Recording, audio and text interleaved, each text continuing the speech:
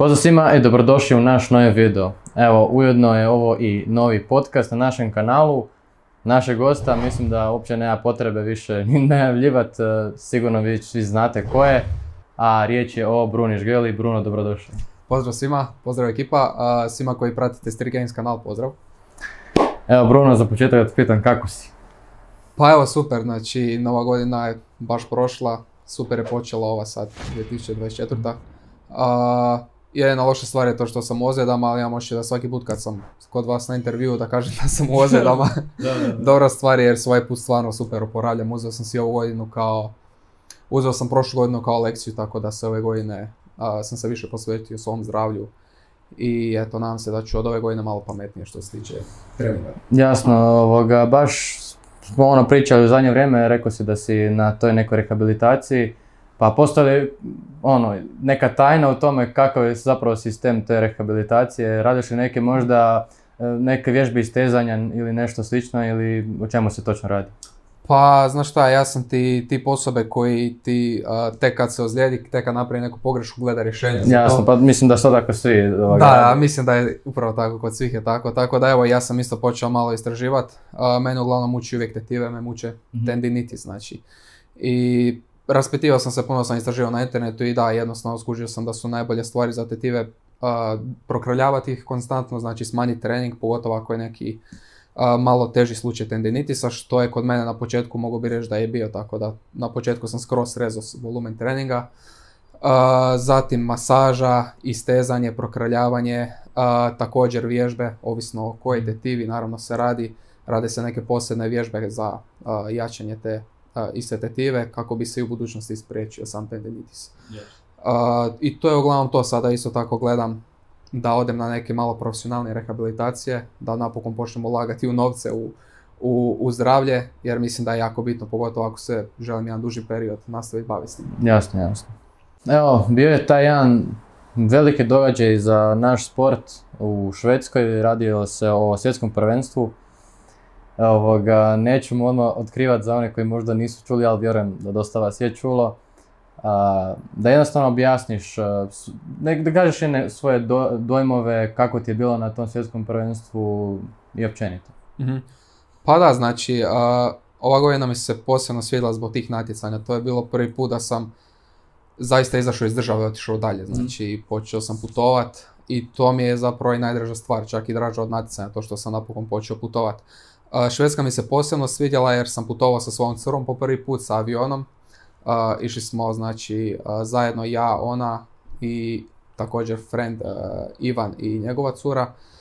On se isto tako također natjecao tamo, osvojio isto sjajan rezultat, 4. mjesto, svaka čast Ivanu. Da, neću otkrivat ko je još bio, to ćete valjda vi otkriti poslije.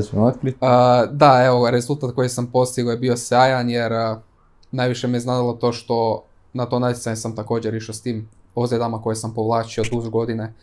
Nikako nisam mogao naći pravo vrijeme da uzmem rest, zato što kada god bi išao uzeti rest, našlo bi se neko novo natjecanje, neka nova prilika i rekao sam ok, još će proći ovo i onda ću uzeti rest. I onda se opet dogodilo isto, tako da prošle godine sam planirao jedno natjecanje, išao sam na 3, 4 ako brojimo državno, ali to je neko manje, ajmo reći za nas Hrvate.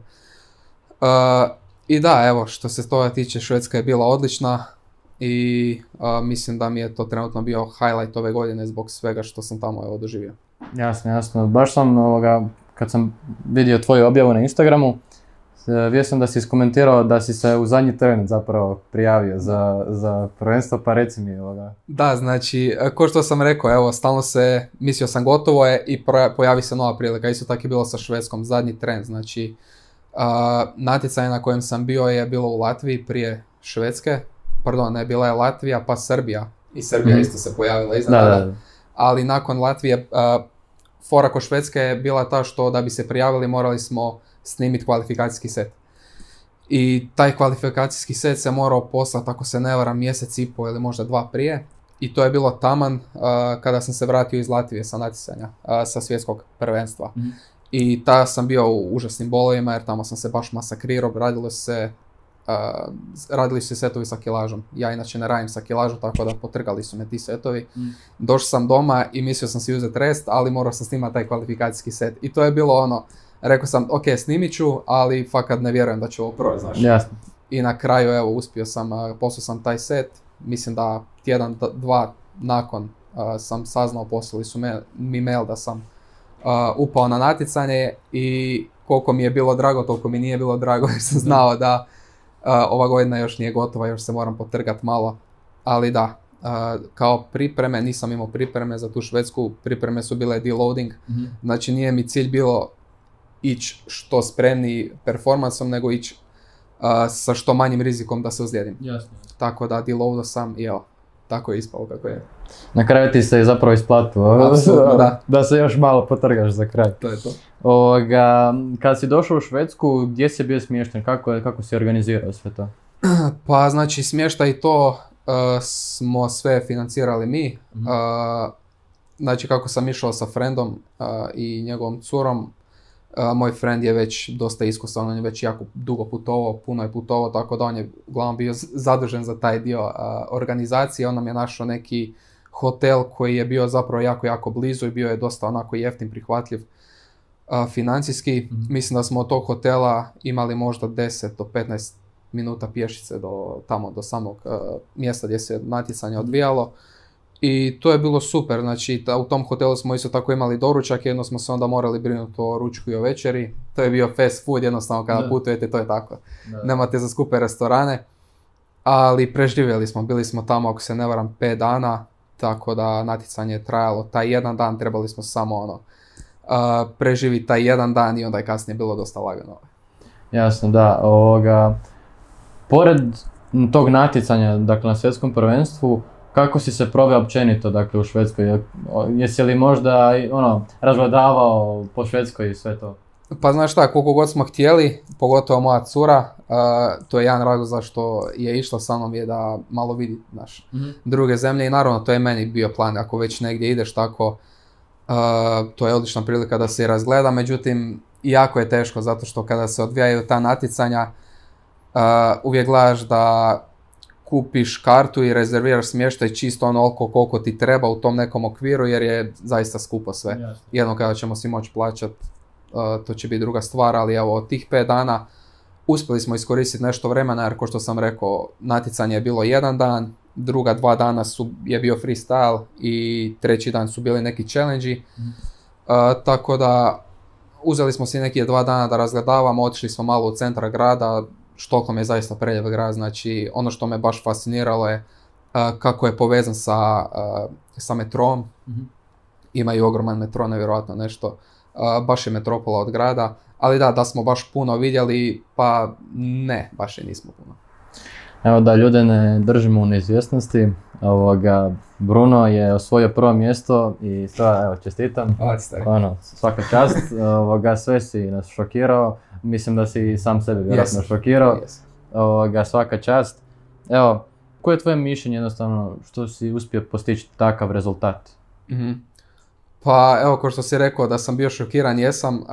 Sjećam se samo one zadnje runde sa Maxom, čak se može vidjeti na videu da sam u jednom trenutku, kamera je baš bila na meni i sjećam se dok sam gledao to ponovo, ovak sam išao onak u nevjerici, znaš kaj se dešava, mislim, ne pričamo samo o Maxu, tu je bio i Aške, svi znate Ašketa.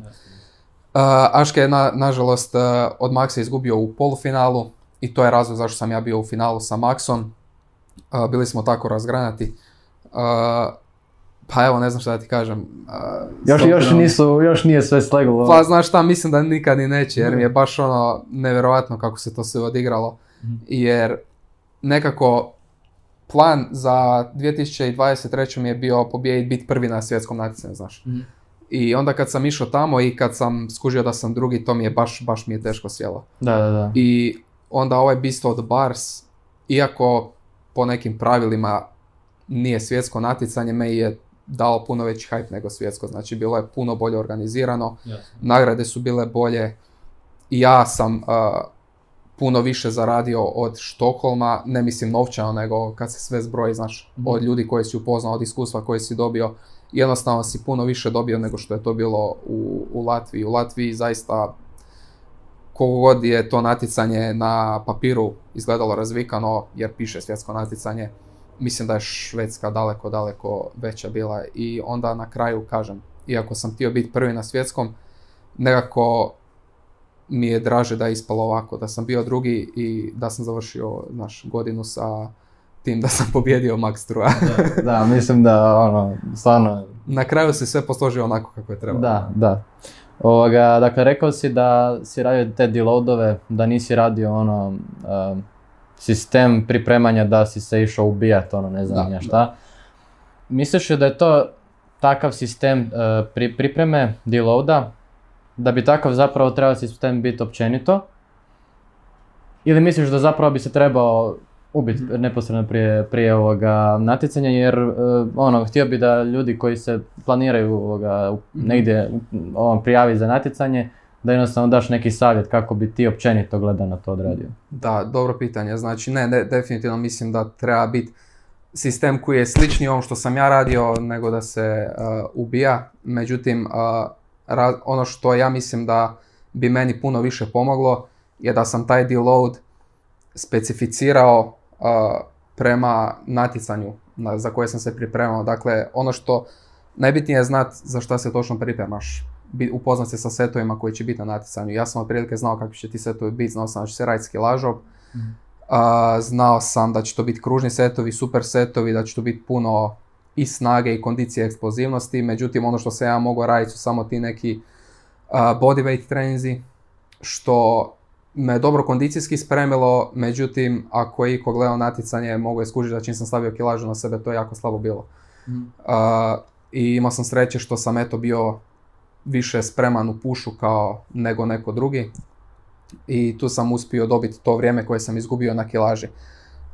Tako da, kao priprema za natjecanje, prije svega setovi moraju biti specifični. Naravno, nikako se ubijati na samim treninzima, volumen se treba smanjiti, međutim, mislim da se pred kraj natjecanja mora ipak malo povećavati i onda se opet srezati. Znači da se tijelo odmori prije onog najtežeg dana što je zapravo natjecanje. Jasno.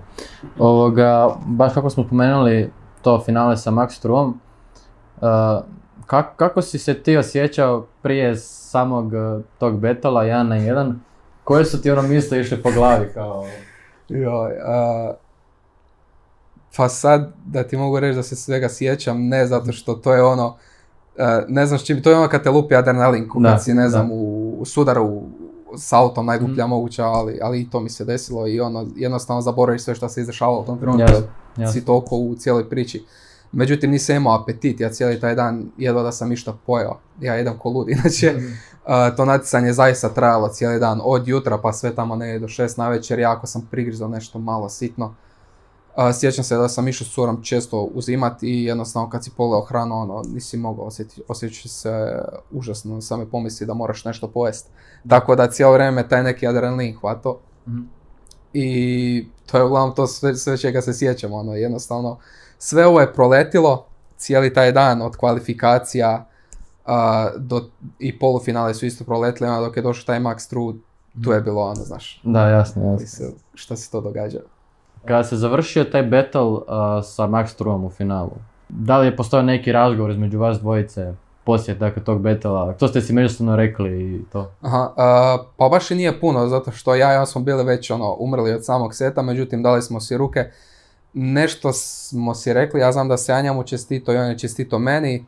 Eventualno smo si možda bacili neki onako komentar kao užasno si jak svaka čast, ja meni i on njemu.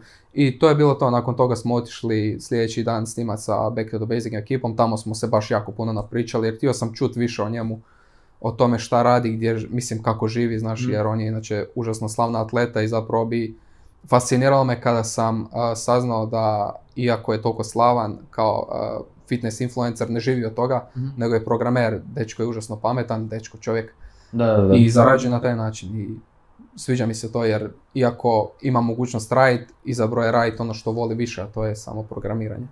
Dakle, spomenuli smo Ašketa, naravno spomenut ćemo i Kineza. Općenito neko mišljenje o toj dvojici, oni su već jako dugo godina na sceni i na neki način reprezentiraju ovaj sport. Reci mi jednostavno svoje mišljenje o njima kao ljudima ovako. Pa gledaj, jako mi je drago da se bilo ko prijavio, baš mi je najviše drago što su oni se prijavili, od svih ljudi koji su se mogli na to natjecanje. Baš mi je drago da su oni bili s nama. Prije svega zato što sam im vječito ću im biti zahvalan jer se sjećam dok sam ja bio na samom početku.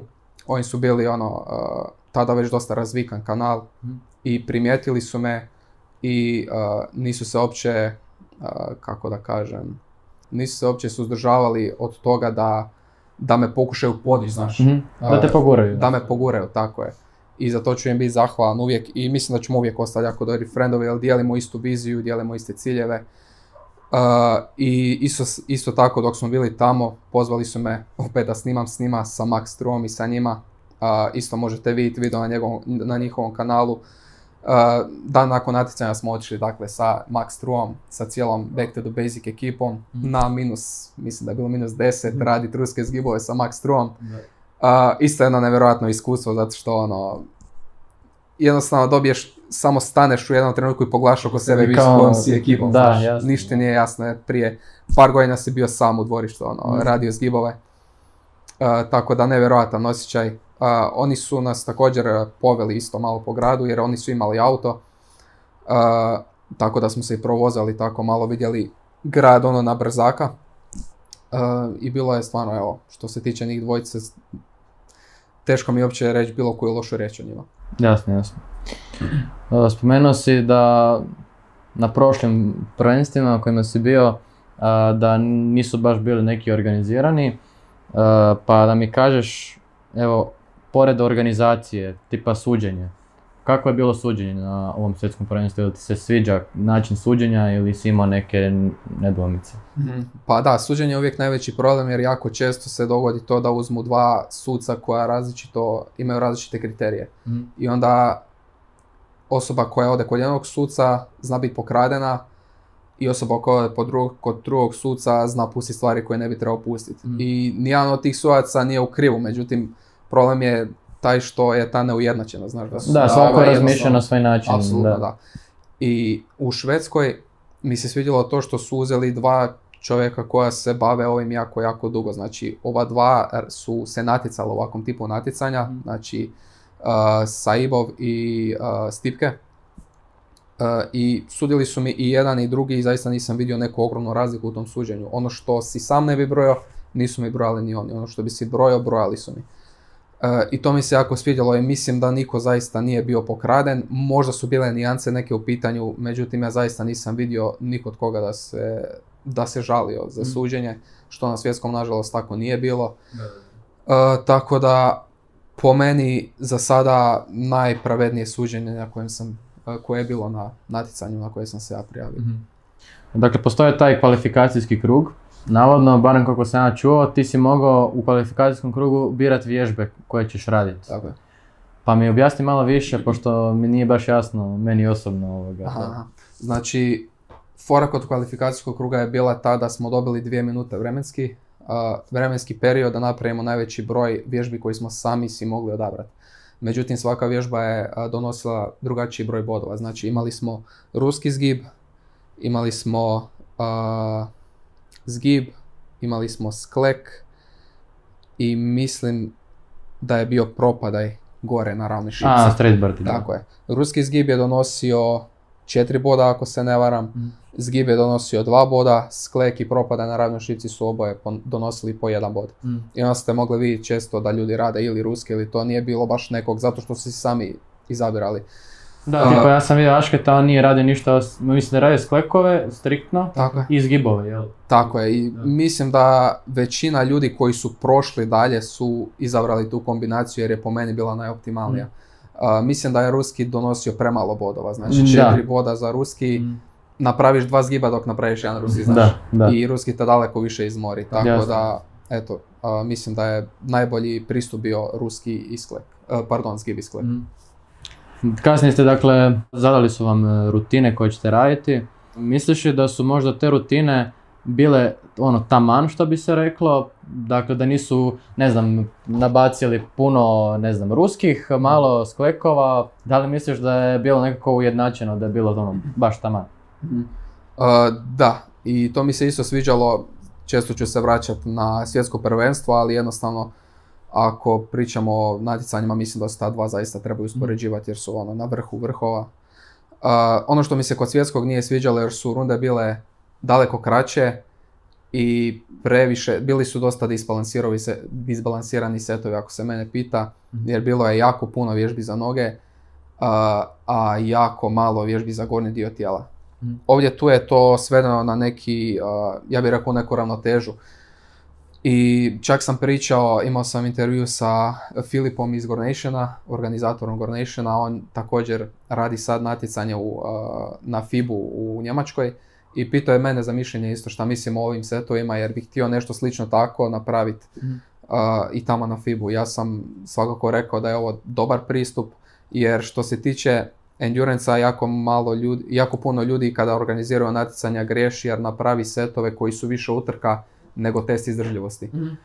Mislim da bi setovi trebali biti visokog volumena, znači mislim da bi trebalo biti jako puno ponavljanja u setu. Mislim da ne bi trebalo se toliko puno izmjenjivati iz jedne vježbe na drugu, znači ne znam, radiš pet ponavljanja nečega, pa 5 ponavljanja nečega, to je više kondicija. Svako može napraviti, ne znam, 10 zgibova, bez obzira na kojem si ti levelu. I onda ako imaš 10 ljudi koji se natječu, bez obzira trenirati 3 godine ili 10, razlika se jako malo može vidjeti.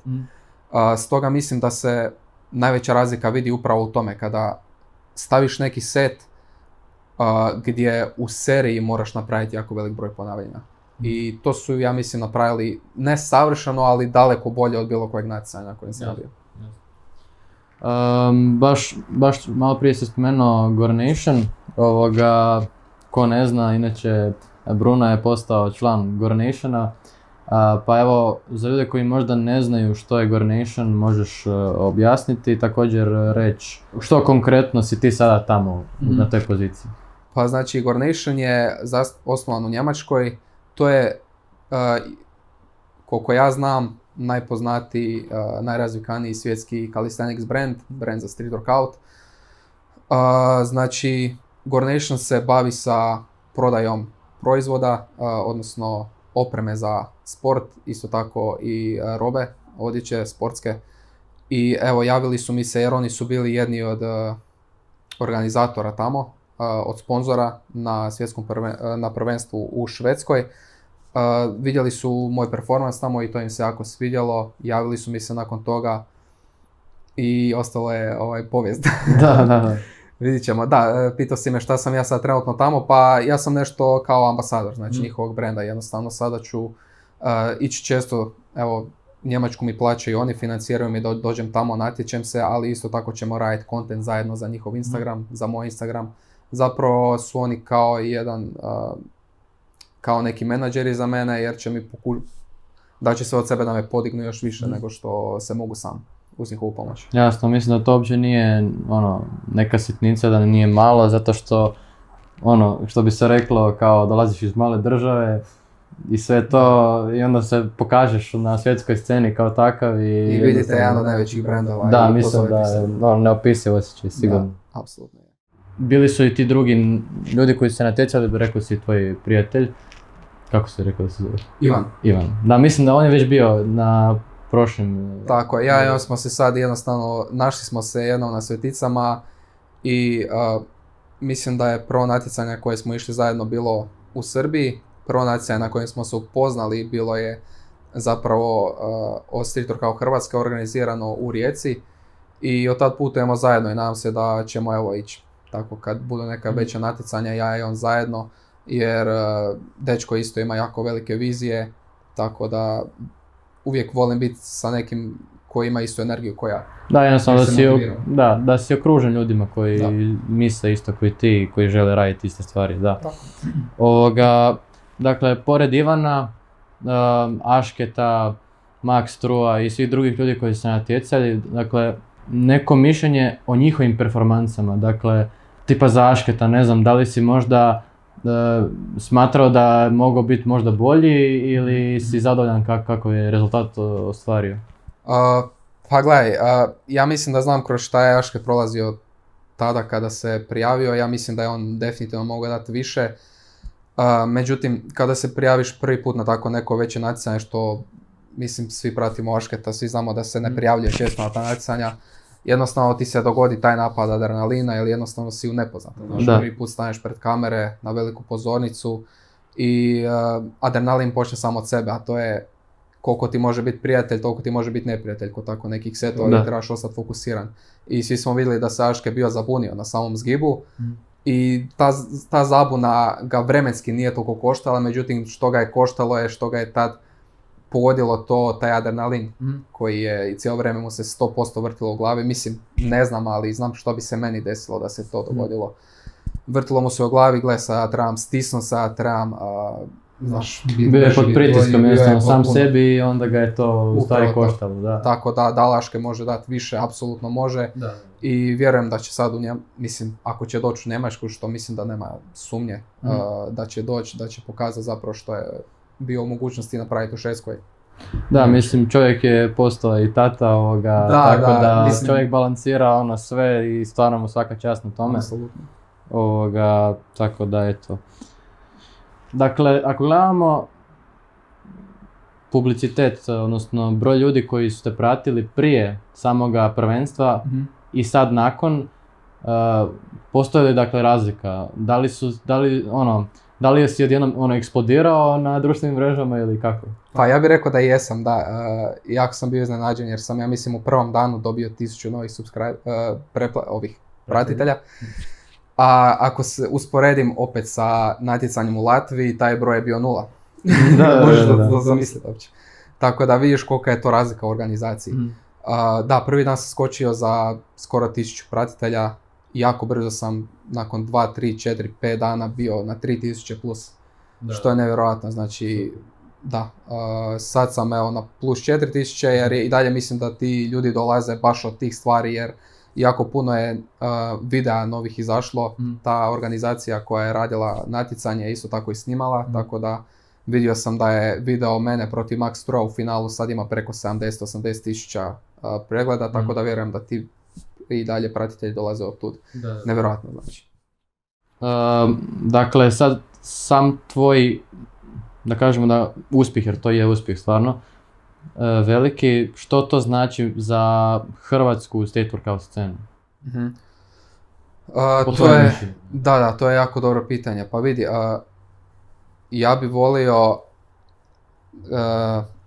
organizirati jako puno stvari na svoje ime, međutim mislim da se trebamo više okupiti jer imamo sad ovu Street Workout Hrvatsku i mislim da ja sad kao predstavnik koji je napravio sada nešto malo veće na Street Workout sceni, mogu možda i motivirati medije da se više počnu fokusirati na ovaj oblik sporta i to ću definitivno dati se od sebe da to napravim. Imam već velike planove, velike ideje koje ću vjerojatno početi realizirati već i ove godine. Ali da, mislim da ovim stvarima treba dati vremena i definitivno mislim da će street workout scena u Hrvatskoj od ove godine samo ići prema gore. To je najbitnije. Ti si u stvari na neki način Luka Modrić u street workoutu. Da, upravo. Evo, htio bi te za kraj pitati za neke danje buduće ciljeve. Koji su ti budući ciljevi? Pa vidi, za ovu godinu sam si već sam zacrtao da se želim oporaviti 100%. Znači ne želim više da me ništa sprečava u nekom, ajmo reći, rastu, jer sad mogu bi reći da se ove ozljede su se sad nakupile i pogodile su me najgore moguće vrijeme, jer mislim da baš u ovom trenutku sad trebam biti najspremniji, trebam izbacivati kontent, a trenutno fizički nisam u mogućnosti i mislim da je to jako, jako velika greška bila što sam napravio. Tako da za ovu godinu ću se fokusirati na to da se oporavim, tako da u buduće mogu se fokusirati na sam rast. Ali osim same ozljede, odnosno rehabilitacije, imam trenutno plan otići u 4. mjesecu s Gore Nationom tamo u Njemačku. Nadam se osvojiti isto jako dobar rezultat, što je upitno, ali bilo je upitno i za Švedsku, tako da... Nikad ne znaš, jednostavno. Da, jako sam optimističan kako god. I to je to za dalje, nakon što ozljeda prođe, vidit ćemo. Evo ljudi, to je bilo to za ovaj podcast, za ovaj video. Htio bih se zahvaliti Bruni prije svega što je izdvojio vrijeme za nas danas da bude, da jednostavno da neku svoju stranu priče vezano za to prvenstvo. Tako da evo, hvala ti puno. Hvala vam što ste zvali i pozdrav ekipi. Zapratite nas na društvenim mrežama kao što je Instagram, TikTok, Facebook. Također naravno zapratite Brunu jer čovjek radi čuda i u budućnosti će napraviti još veće rezultate, to sam siguran, svi smo sigurni. I to bi bilo to, uživajte.